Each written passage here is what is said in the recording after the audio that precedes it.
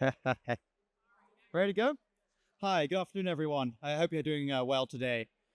A few spaces are changing as fast as defense tech, and few groups represent that change like Apollo. Founded just 6 months ago, they connect US startups with their allies and partners to further defense competitiveness. They've notably organized the El Segundo Defense Hackathon. Please give a warm welcome to the founders of Apollo Defense Tech, Kat, Nathaniel, Rasmus, and Tommy. Thank you.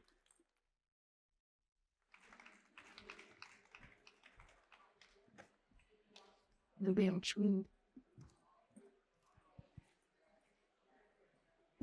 know it's been a long conference, so thank you to the stragglers here. Can you hear me? Okay.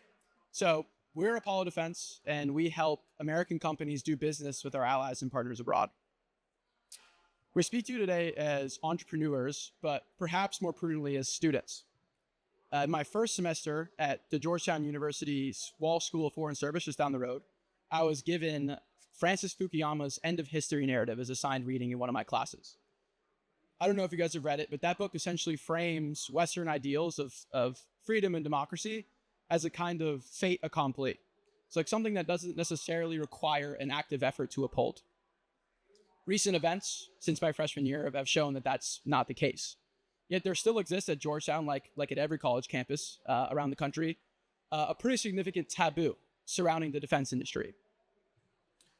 As a result, a lot of top talent, instead of going to fight for national security priorities, is going to industries like consulting and banking that are good personally, but less good for the country overall. It's Apollo's mission to tear down that taboo, encourage top talent to go to the space, and make it more viable to start a defense company here at home. A few months ago, it would have been completely unheard of for a group of young engineers to be creating technological solutions that would find themselves actively participating in a war zone against what was allegedly one of the world's most powerful militaries. But since the war in Ukraine escalated 2 years ago, defense technology on the battlefield has not only become the new normal, but the new necessary in order for democracy to survive. What we saw happen in Ukraine were systems that had been carefully crafted over years and years becoming obsolete in a matter of seconds. $1 million tanks having to be pulled out from the front lines because they were getting destroyed by $500 drones, and American systems famously coming to Ukraine dead on arrival because they couldn't resist the more advanced Russian electronic warfare systems, or generally weren't suited for the pace of battle today. Meanwhile, on the Russian side, Russian and Iranian innovation completely dominating the battlefield technology space, with producing new technologies in the hundreds and thousands every day. And as someone from Ukraine, let me tell you, it is terrifying to live in a world in which our adversaries are outpacing, outscaling, and outproducing us.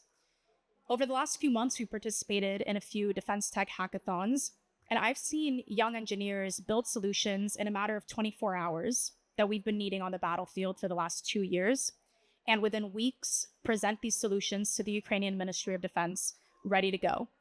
And so I absolutely believe that the West has the talent and the capability to produce these things, and yet they're not right now. And in order to do that, in order to get this talent producing the way it needs to produce and these technologies where they need to be, there needs to be a complete reshaping and rethinking of the defense tech industry as it stands and the role of startups in it today. Yeah, and to that end, it's incredibly hard for new entrants to come into the defense space because of how many barriers there are to even get started. So if you're a prospective defense technology founder and you want to go build a company, the first thing you have to do is find a problem that needs to be solved. When you pick a widget for the Army, for example, you need to make sure that that thing you're building is not redundant with some classified program or a national lab program of research. You need to make sure that the thing that you're building is something that the Army actually wants, so a specifically enshrined capability or requirements. If you get over those hurdles, now you need money to build what you want to build. And that comes in probably usually 3 forms. The first is that you have a buddy that's a billionaire that gives you a couple $100 million, which is very convenient. Second is R&D funding through grants. So think Silver Sitters. Isn't too much money, but it's enough to get started. Third is VC funding. If you take VC funding, because hardware is, difficult, you need a lot of money to get over the hurdle. usually entails large, subsequent, and dilutive financing rounds that end with you being worth upwards of $1 billion, having no product and no customers. Let's say you solve all of the above problems, and you get to bid for your first program of record. Lockheed, Northrop, and Raytheon are all bidding on the same program. Don't worry, though, they only have about a couple $1 million in lobbying fees and decades of experience to make sure that your program never even sees the light of day. This is all to say that it's pretty hard for new entrants to get into the space. So unless you've been working in defense for a couple of decades or a previous founder, it means that the same talent is just getting recycled over and over and over again, and the space itself doesn't grow. So this problem obviously occurs and exists within the United States, but it also extends to our allies and partners abroad. While the American defense market is incredibly bureaucratic and incredibly inefficient, American talent is especially capable of rising to this challenge. Historically, the entire world, especially our allies and partners, have looked to the United States to lead the way when it comes to anything regarding defense innovation, technology, and innovation. Just look at the Cold War, for example. You could even argue that the backbone of freedom and democracy around the world have American engineers' fingerprints on it. But because the defense market, as we've articulated, is incredibly bureaucratic and inefficient, our allies are only left with a handful of suppliers to be able to fill the capability gaps that they are facing on the front lines. And the firms that do end up doing business with our partners and allies abroad are delivering large, exquisite platforms, very specific systems that can deliver great effects, but cannot win the wars of today, but more importantly, the wars of tomorrow alone, as we're seeing with the events unfolding in Ukraine. So what we're left with, American engineering and talent cannot flourish in the way our allies and partners need it to.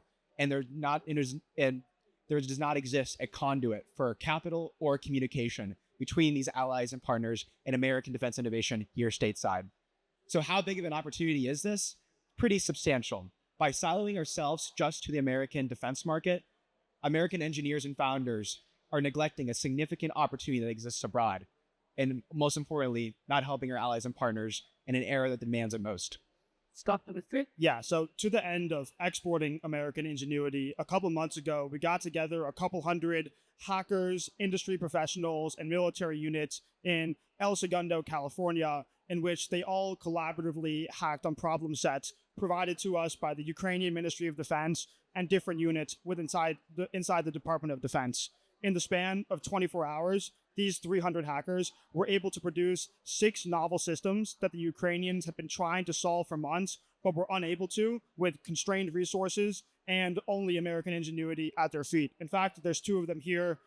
In the back seats over there is Cloud, and then somewhere is Theseus, Sasha from Theseus back there, who are in the process of maturing their technologies, raising funding, and getting it out to allies and partners.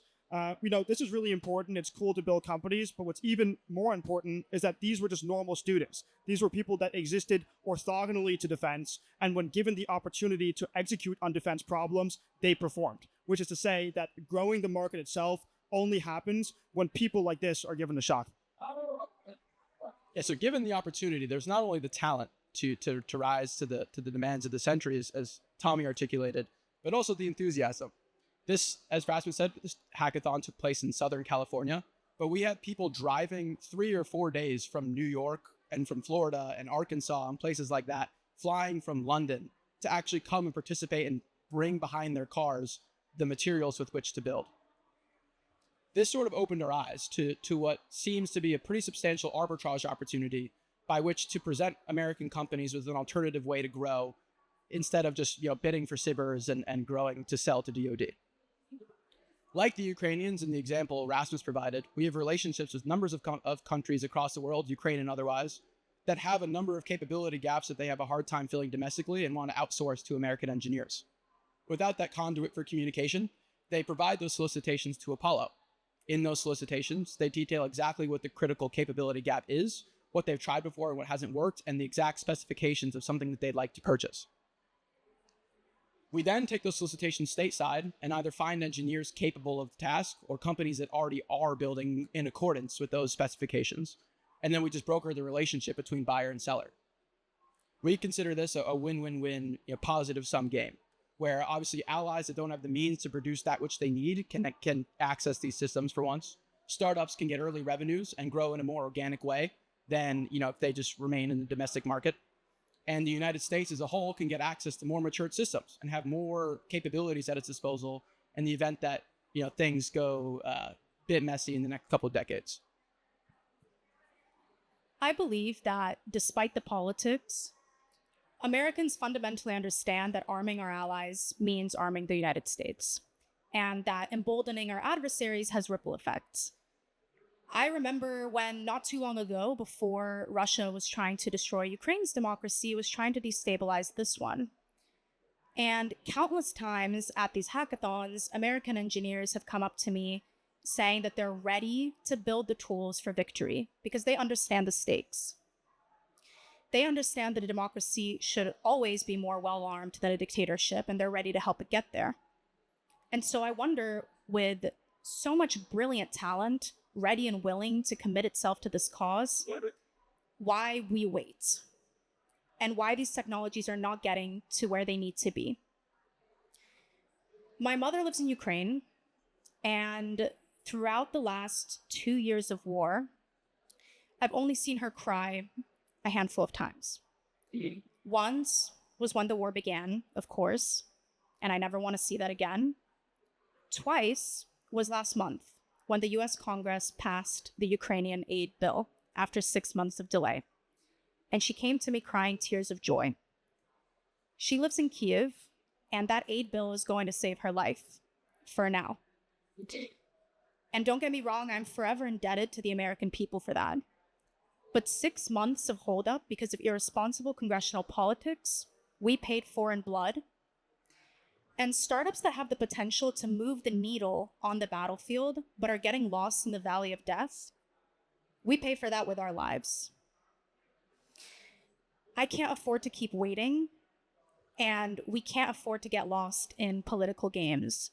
We need to find better ways to arm our allies in the way that I know we can, and that I know we want to. This is an unconventional war. And when I go home to Ukraine, I see unconventional systems. When I go home this summer, I have no idea what fresh hell is going to await us there.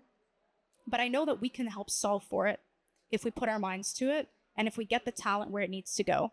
And that's what we want to do here at Apollo. An unconventional war requires unconventional solutions, and we need to find better and faster ways to arm our allies.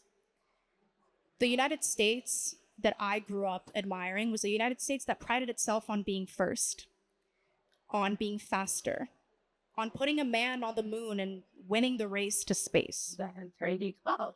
It is unbelievable to me that today our adversaries are outscaling and out-innovating. And it doesn't need to be that way. We should never let a dictatorship ruin a democracy faster than we can save it. And we won't. Thank you.